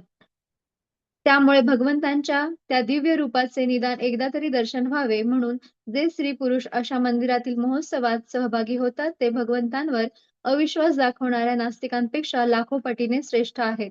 या श्लोकावरून असेही दिसून येते की द्वारका नगरीतील निवासी मोठमोठ्या राजवाड्यांचे धनी होते. यावरून त्या नगरीची वैभव संपन्नता दिसून येते. स्त्रिया भगवंतांचे दर्शन व्हावे यासाठी आणि मिरवणूक पाहण्यास मिळावी म्हणून गच्चीवर चढून गेला. त्या मार्गावरच्या जनसमूहात मिसळल्या नाहीत. त्यामुळे त्यांच्या प्रतिष्ठेची जपणूक योग्य प्रकारे झाली. त्या काळी स्त्री पुरुष कृत्रिम एकता नव्हती. स्त्रियांची प्रतिष्ठा स्त्री समुदायाला पुरुष समुदायापासून स्वतंत्र ठेवल्यानेच अधिक चांगली जपता येते. म्हणून स्त्री पुरुषांनी अनिर्बंधपणे एकमेकांत मिसळणे योग्य नव्हे. हरे कृष्ण. दंडवत प्रणाम. तर अशा प्रकारे प्रभुपादांनी 2 मुद्द्यांवरती चर्चा केलेली आहे आणि दोन्ही मुद्दे महत्वाचे आहेत. एक तो मुद्दा आहे तो म्हणजे उत्सवांचा, की कशा प्रकारे उत्सवामध्ये आपण उत्साहाने भाग घेणं गरजेचं आहे. मी नेहमी हा उत्सव शब्द येतो त्याच्यावरती चर्चा करतो की उत्सव जो आहे ह्या उत्सवामध्ये आपला उत्साह जो आहे हा द्विगुणित होतो आणि त्यामुळे उत्साहाने भाग घेणं गरजेचं आहे प्रत्येकाने. हा उत्सव जेव्हा होतो त्याचा संस्कार जो आहे आपल्या हृदयावरती होतो, आपल्या जीवनावरती होतो आणि त्यामुळे हा संस्कार जो आहे जो आपल्याला एक विशेष अनुभव देऊन जातो, विशेष प्रेरणा देऊन जातो आणि त्यामुळे उत्सव ज्याच्यातून उत्साह आणि प्रेरणा निर्माण होते. आणि ह्या उत्सवामध्ये आपण भाग घेताना नेहमी आपल्या गुरूंप्रती आणि भगवंतांप्रती कृतज्ञताही तेवढीच व्यक्त करणं गरजेचं आहे. प्रभुपाद इथे तात्पर्यात लिहित आहेत की आता आपण जे काही उत्सव साजरे करतो, मग ती झुलन यात्रा असेल, जन्माष्टमी असेल, या उत्सवांचं तुलना जी आहे प्रभुपाद द्वारकेतल्या त्यावेळेसच्या भगवंतांच्या आगमनाचं किंवा उत्सवाची तुलना करतात आणि भगवंत सांगतात की हे उत्सव आणि त्या उत्सवामध्ये काहीही फरक नाहीये. हे फरक जे आहेत ते उत्सव जे आहेत हे सारखेच आहेत आणि त्यामुळे अशा उत्साहामध्ये आपण अतिशय उत्साहाने भाग घेतला पाहिजे. दुर्भाग्याची गोष्ट आहे, बरेच जण याच्यावरती म्हणजे मागे तो चित्रपट आला होता त्याच्यामध्ये सांगितलं की तुम्ही एवढं दूध का अर्पण करताय शिवलिंगावरती आणि ते गटारीमध्ये वाहून जातंय, त्याच्यापेक्षा गरिबांना खाऊ घाला, तुम्ही अशी पूजा का करता, असं हे का करता, कित्येक ठिकाणी चर्चा केली जाते. पण तरीही आपल्या संस्कृतीमध्ये हा एक अतिशय महत्वाचा भाग आहे आणि मूर्तीपूजा म्हणाल, विग्रहांची पूजा म्हणाल, त्या विग्रहांच्या पूजा केल्यानंतर आपल्या जीवनामध्ये भगवंत येतात आणि तो उत्साह प्रेरणा आपल्याला प्रदान करतात. आपल्यामध्ये खूप विशेष गुण जे आहेत हे भगवंत आपल्याला प्रदान करतात. आणि त्यामुळे अशा नास्तिकवादींच्या कुठल्याही गोष्टींना आपण बळी न पडता आपण उत्साहाने उत्सवांमध्ये भाग घेणं गरजेचं. आणि जेवढा जोरदार आपण उत्सव जो आहे हा साजरा करू शकत असू तेवढा उत्सव जोरदार करणं गरजेचं आहे. त्याचबरोबर दुसरी महत्वाची गोष्ट सांगितली जाते की कशा प्रकारे स्त्रिया ज्या आहेत त्यांचं संरक्षण महत्वाचं आहे. स्त्रिया ज्या आहेत, स्त्री आणि पुरुष यांची समानतेचं जे कृत्रिम समज जो आहे हा सध्याच्या युगामध्ये आहे तो चुकीचा आहे. आपल्या भारतीय संस्कृतीमध्ये स्त्रीला जो आहे हे नेहमी प्राधान्य दिलेलं आहे. आपल्याला कधी सांगण्याची गरज पडलेली नाही, तिथे लेडीज फर्स्ट. नेहमी स्त्रीला जे आहे हे प्रमुखता प्राधान्य जे आहे ते दिलेलं आहे. पण ते कुठे प्राधान्य आहे, कुठल्या ठिकाणी तिने राहावं, कुठे वावरावं, कुठे राहावं, या सर्व गोष्टींचा मर्यादा ज्या आहेत स्त्रियांच्या मर्यादा त्या स्त्रियांसाठी आहेत, पुरुषांच्या मर्यादा पुरुषांसाठी आहेत. आणि अशा प्रकारे अयोग्यपणे स्त्री पुरुष जे आहेत हे एकत्र येणं, एकत्र त्यांचा संबंध अनिर्बंधित संबंध असणं हे पूर्णपणे अनिर्भितपणे एकत्र मिसळणं हे योग्य नाहीये. प्रत्येकाने आपला कोणत्याही आश्रमात असो, विशेष करून संन्यासी आणि ब्रह्मचार्यांची अतिशय काळजी घेतलीच पाहिजे. पण त्याचबरोबर गृहस्थ आश्रमामध्ये सुद्धा आपण ती काळजी घेऊन जो आहे स्त्री पुरुष जो आहे त्यांनी एकमेकांशी संबंध ठेवला पाहिजे. फक्त काळजीपूर्वक राहणं गरजेचं आहे. आणि अशा प्रकारे ह्या स्त्रिया ज्या आहेत त्यांनी स्वतःचा एक आदर सन्मान घरंदाजपणा जो आहे तो टिकवला आहे. आणि तो टिकवत जे आहे त्या स्त्रिया अशा महालाच्या वरती जाऊन, गच्चीवरती जाऊन भगवंतांचं हे सुंदर रूप जे आहे हे पाहत आहेत. श्लोक क्रमांक 25. नित्यं निरीक्षमाणानां यदपि द्वारकौ कसां न वितृप्यन्ति हि दृश्य शिश्रो या धाम न अच्युतम. सर्व सौंदर्याचे आगर असलेल्या त्या अच्युताला द्वारकेचे रहिवासी नागरिक नेहमीच पाहतात, तरीही त्यांचे कधीही समाधान होत नाही. भगवंतांची भगवंतांचं सौंदर्य जे आहे हे अगणित आहे.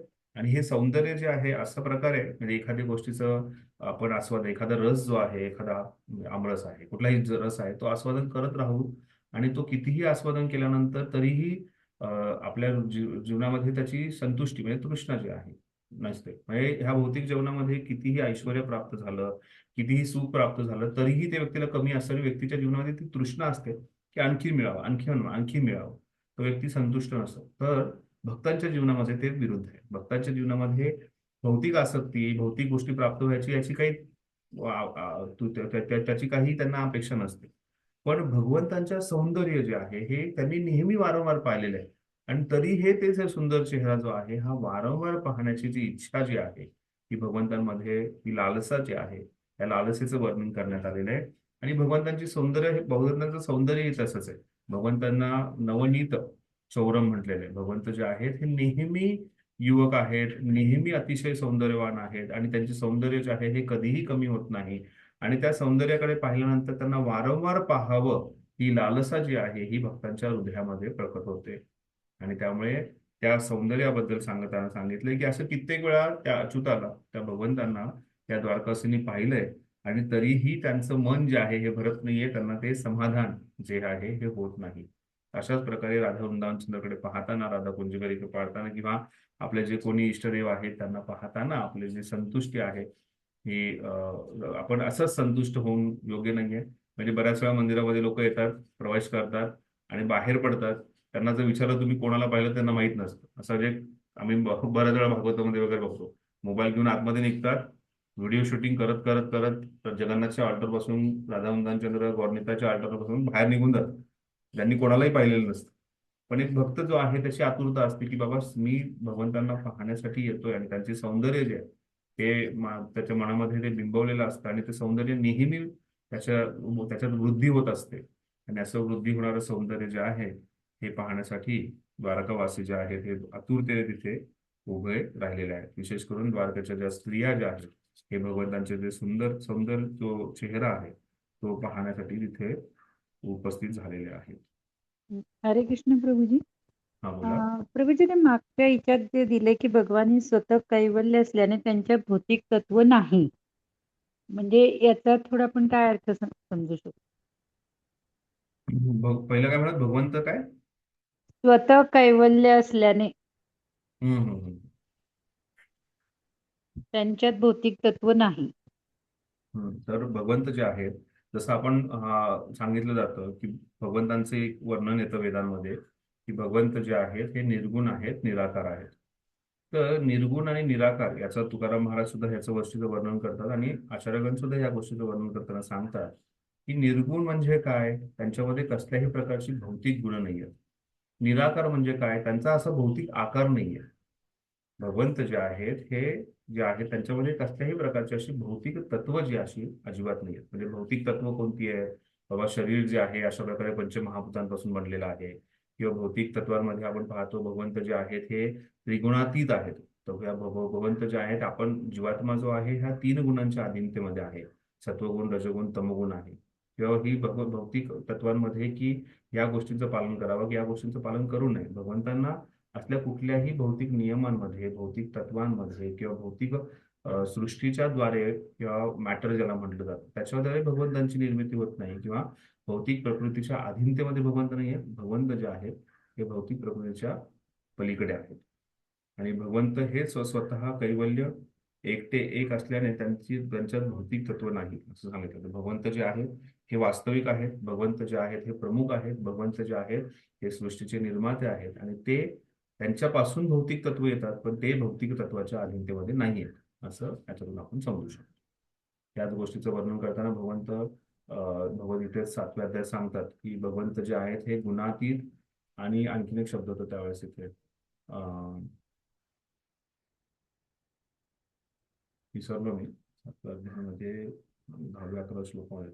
तर भगवंत जे आहेत हे गुणातीत सांगितले भगवंतांचं, की गुणांच्या अधीनतेत नाहीयेत. त्यांच्यापासून गुण निर्माण होतात किंवा ते गुणांना प्रकट करतात, पण ते गुणाच्या अधीनतेमध्ये नाहीयेत. तशाच प्रकारे इथेही आपण बघतो की भौतिक तत्वांच्या ह्याच्यामध्ये भगवंत नाहीयेत. भगवंत जे आहेत या सर्व पलीकडे आहेत. त्यामुळे भगवंतांचे इंद्रिय दिव्य आहेत, भगवंतांचं शरीर दिव्य आहे, भगवंतांच्या लीला ज्या आहेत त्याही दिव्य आहेत, आणि हे आपल्याला समजणं गरजेचं आहे. गुरुजी स्वराट म्हणताय का तुम्ही? स्वराट? हा, स्वराट आणि गुणातीत असं नाही, आणखीन एक वेगळा शब्द येतो तिथं गुणातीत. ठीक आहे, पाहूया. आणि इथे पार्थिव म्हटलंय म्हणजे नष्ट होणारे गोष्ट का? पार्थिव जे सांगितलंय तर हो बरोबर, पार्थिव म्हणजे नष्ट होणार.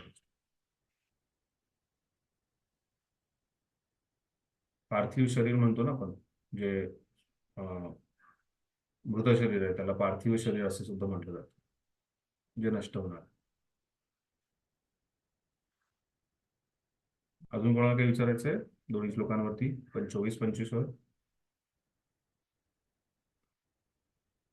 तर ही आतुरता जी आहे भगवंतांच्या दर्शनाची, म्हणजे इथे द्वारकावासी वारंवार दाखवत आहेत, मग ते कोणीही असू दे, कोणत्याही स्थितीमधले असले, कोणत्याही वर्णात, कोणत्या आश्रमातले असले, तर त्यांची आतुरता खूप आहे. मग ते ब्राह्मण असतील किंवा त्यांचे पुत्र असतील किंवा त्यांचे वरिष्ठ असतील किंवा जे कोणी स्त्रिया आहेत, या सर्वांची जी आतुरता आहे त्या आतुरतेबद्दल फार वारंवार वर्णन येतं. आणि त्यामुळे इथे सुद्धा हे भगवंतांचं एखादी गोष्ट पान करतायत, ते भगवंतांचं सौंदर्याचं पान करत आहेत, आणि एवढं सौंदर्याचं पान वारंवार केलं असलं तरी त्यांना संतुष्टी होत नाहीये. त्यांना आणखीन जास्तीत जास्त भगवंतांना पाहण्याची त्यांची जी आहे इच्छा, लालसा जी आहे, ही इथे वर्णन करण्यात आलेली आहे. श्लोक क्रमांक 26. श्रियनिवासो यस्वोर पानपात्रं मुखं दृशात् बाहवो लोकपालानां सारंगानां पदांबुजम. भगवंतांचे हृदय लक्ष्मी देवीचे निवासस्थान आहे. त्यांचे चंद्रासारखे सुंदर मुख म्हणजे सतत सौंदर्याची हाव धरणाऱ्या नेत्रांचे पानपात्र आहे. त्यांचे बाहू म्हणजे लोकशासन करणाऱ्या लोकपालांचे विश्रामस्थान होय, आणि त्यांच्या बोलण्याच्या व गाण्याच्या तेच एकमात्र विषय आहे. अशा निष्ठावंत भक्तांना त्यांचे चरणकमळ हाच एक आसरा आहे.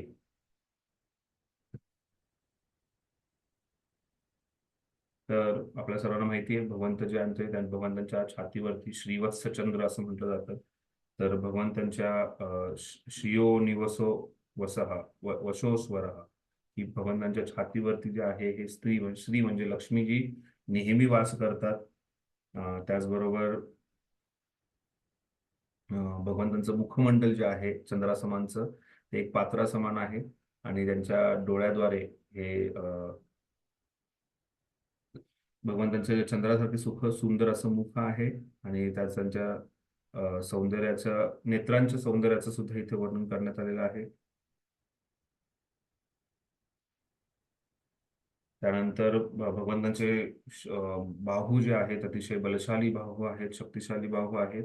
तिथे जे लोकपाल आहेत, जे देवी देवता आहेत, जे विशेष करून लोकपाल देवता आहेत, त्यांच्यासाठी विश्राम स्थान आहे, जे सर्व गोष्टींचं नियोजन करतात, पाहतात. ते त्यांचे मंत्री आहेत भगवंतांचे थोडक्यात.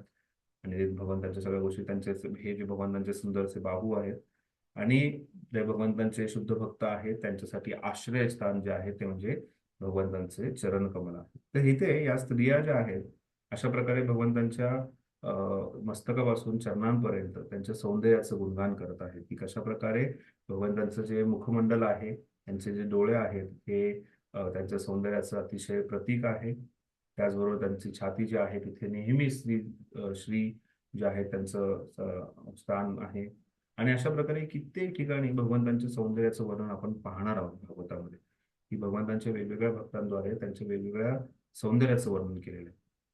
मी मुलांना नेहमीच ह्या गोष्टीबद्दल सांगत असतो याच श्लोकातून जेव्हा वाचलं होतं त्यानंतर, की जेव्हा कधी आपण भगवंतांसमोर जातो आणि भगवंतांचं दर्शन घेतो त्यावेळेस भगवंतांच्या चरणकमलापासून भगवंतांच्या आपण हळूहळू चरणकमलांपासून भगवंतांचे गुडघे, कमर, त्यांचं त्रिभंग रूप जे आहे, त्यांची नाभी, त्यांची जी छाती आहे, त्यानंतर त्यांचे बाहू, त्यानंतर त्यांचं मुखमंडल, त्याच्यातही हळूहळू जे आहे भगवंतांचं दर्शन करणं गरजेचं आहे. तर लगेच भगवंतांच्या चेहऱ्याकडे जाणं ही आपण आपली ती पद्धती नाहीये ना, आपला तो भाव आहे किंवा तो आपली स्थिती आहे. आपली स्थिती तर आहे की भगवंतांच्या चरणकमलाच्या दासांचा दास बनून राहणं ही आपली स्थिती आहे.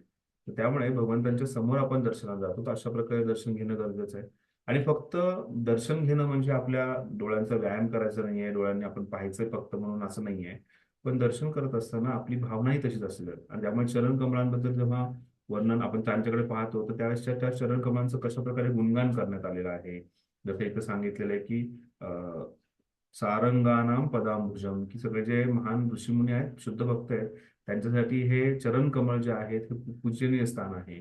किंवा त्या चरण कमळावर नमो पंकजनाभाय, नमो पंकजमालिने, नमो पंकज नेत्राय, नमस्ते पंकजांग्रय असं जे आहे ह्या कुंती महाराणी प्रार्थना करतायत की कशा प्रकारे भगवंतांचं पूर्ण शरीर जे आहे हे एका कमळाप्रमाणे आहे. मग त्यांचे डोळे कमळाच्या पाकळ्याप्रमाणे आहे, त्यांची नाभी जी आहे कमळासमान आहे, ते कमळाचा हार धारण करतात.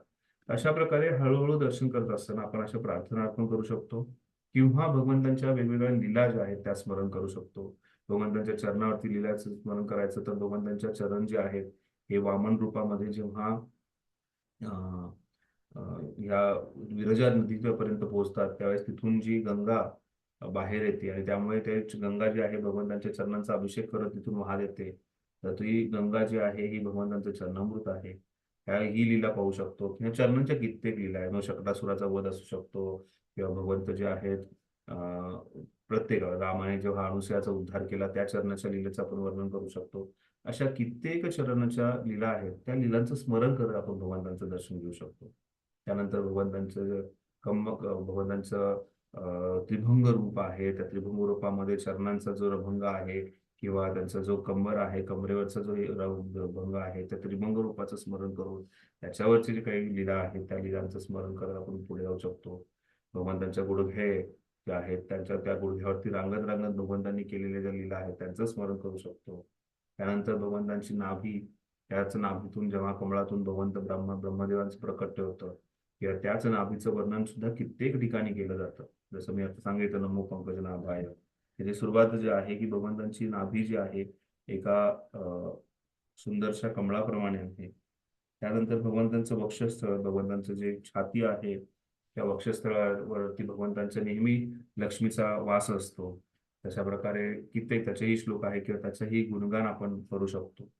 ह्या हातांनी भगवंतांनी कित्येक राक्षसांचा वध केला आहे किंवा कित्येक सुंदर लीला ज्या भगवंतांनी केलेल्या आहेत त्यांचं वर्णन करू शकतो. चरणांबद्दल आणखीन एक लीला आठवते, त्याच्यामध्ये जेव्हा गरुड कालिया जो आहे त्याच्यावरती भगवंतांनी नृत्य केलं आणि कालियाला सांगितलं की तू हे तळ सोडून जा. कालियाला भीती वाटत होती की मी नाही जाऊ शकत. तर त्यावेळेस आचार्यगण वर्णन करतात की भगवंत जेव्हा नाचत होते तर त्यावेळेस भगवंतांच्या चरणकमलांचे ठसे जे आहे ते कालियाच्या फणांवरती होते. आणि त्याला सांगितलं की हे चरणकमलांचं निशाण जेव्हा गरुड पाहिल तेव्हा गरुड तुला कसल्याही प्रकारचा त्रास देणार नाही, कारण त्याला माहिती की तू माझ्या आश्रयाखाली आलाय आणि गरुड तुला मुक्त करेल. आणि अशा प्रकारे भगवंतांनी कालियाला जे आहे तिथून मग त्या यमुनेच्या डोहातून त्याला बाहेर जाण्याचं परवानगी दिली, बाहेर पाठवून दिलं.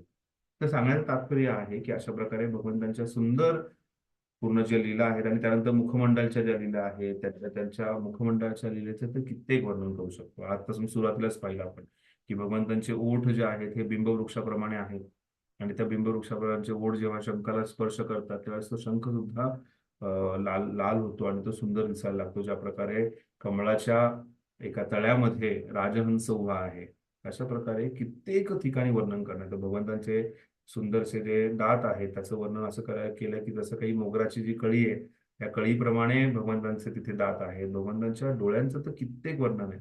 भगवंतांच्या भुवईकडे दर्शन घेताना सुद्धा आपण प्रार्थना करू शकतो की हा कामदेव जो आहे हा माझ्यावरती आक्रमण करतोय, पण ह्या भुवया ज्या आहेत एका धनुष्य बाणाप्रमाणे आहेत आणि तुम्ही तुमची कृपादृष्टी टाकून त्याच्यातून त्या कामदेवाचा नाश करू शकता आणि माझ्यावरती तुम्ही जो आहे हा प्रेममय कृपा जी आहे ही वर्षव करू शकता. आणि अशा प्रकारे भगवंतांच्या केसांचं वर्णन केलेलं आहे. कित्येक लीला आहेत ज्याच्यातून आपण प्रत्येक अंगाचं प्रत्येक भगवंतांच्या शरीराचं दर्शन घेताना त्यांचं गुणगान करू शकतो, त्यांच्या लीलांचं स्मरण करू शकतो. आणि असं लीला स्मरण करत दर्शन केलं तर तासन तास आपण त्या भगवंतांच्या सौंदर्याकडे पाहू शकतो. आणि हाच सौंदर्याचं गुणगान इथे अशा प्रकारे या सर्व स्त्रिया ज्या आहेत त्या करत आहेत. ठीक आहे. तात्पर्य वाचन कोणी?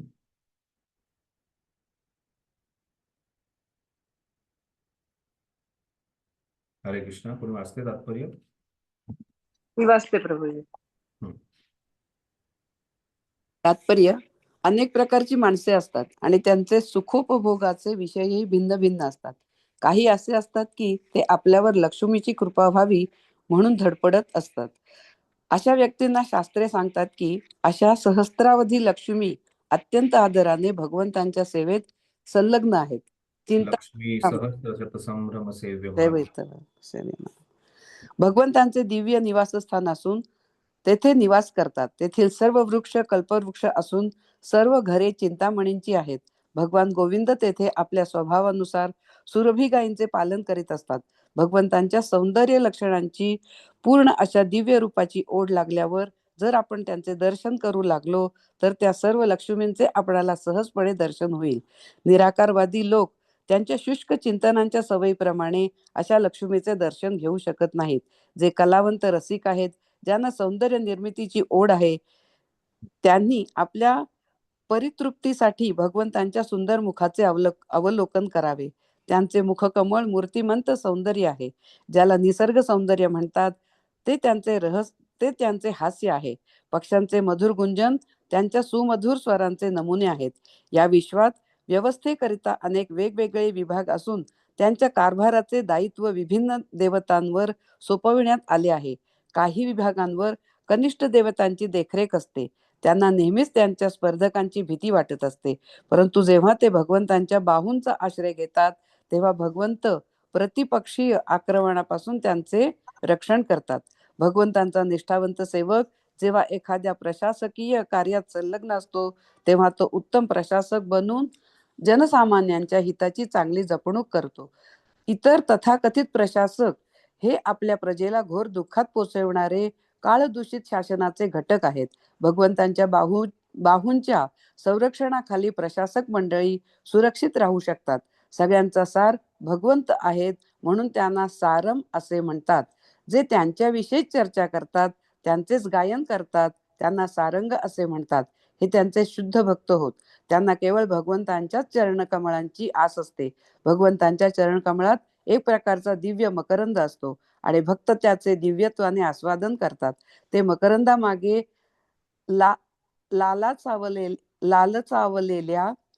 लालचावलेल्या भ्रमरासारखे असतात. महान गौडीय वैष्णव संप्रदायातील आचार्य श्रील रूप गोस्वामी यांचे याविषयी एक भजन आहे.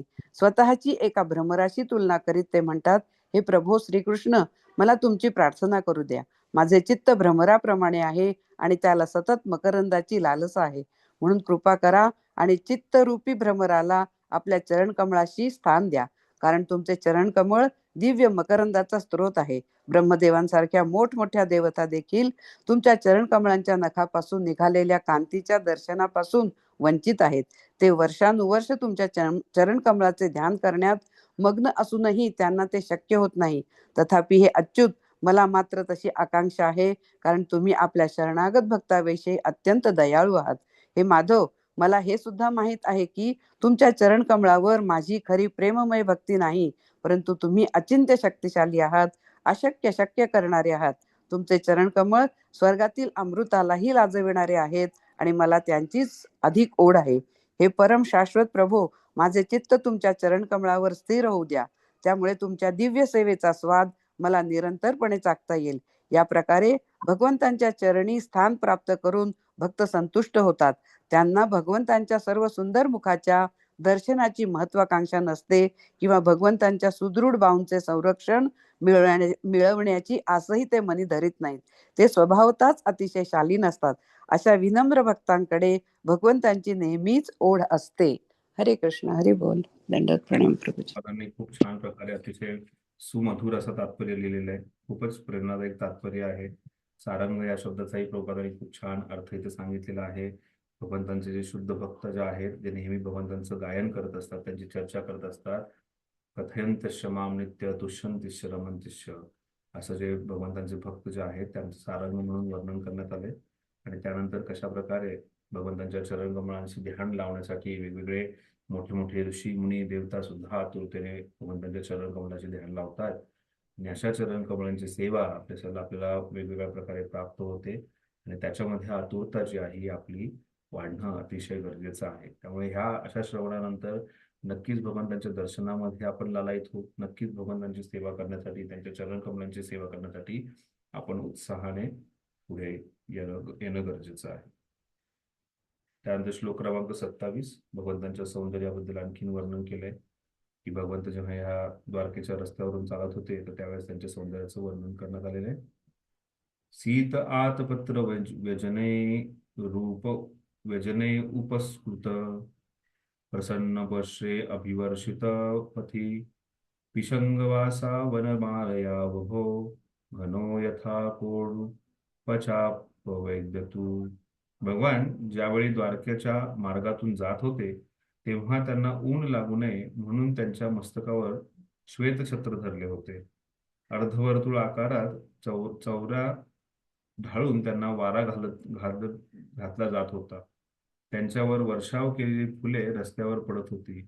त्यांच्या अंगावरील पितांबरी आणि पुष्पहार यामुळे ते एखाद्या काळ्या मेघाभोवती एकाच वेळी सूर्य, चंद्र, वीज व इंद्रधनुष्य असावं त्याप्रमाणे शोभून दिसत होते. त्या प्रकारे भगवंतांचे सौंदर्याचं वर्णन जे आहे हे करण्यात आलेलं आहे. की अशा प्रकारे भगवंतांच्या डोक्यावरती एक सुंदरसा सफेद रंगाची छत्र जे आहे हे पकडलं, श्वेत छत्र जे आहे हे पकडलं गेलं होतं. त्याचबरोबर भगवंतांना जे आहे चामर आणि व्यजन याच्याद्वारे भगवंतांना वेगवेगळे जे त्यांचे प्रियभजन आहेत हे फॅनिंग करत होते. त्यांना जे आहे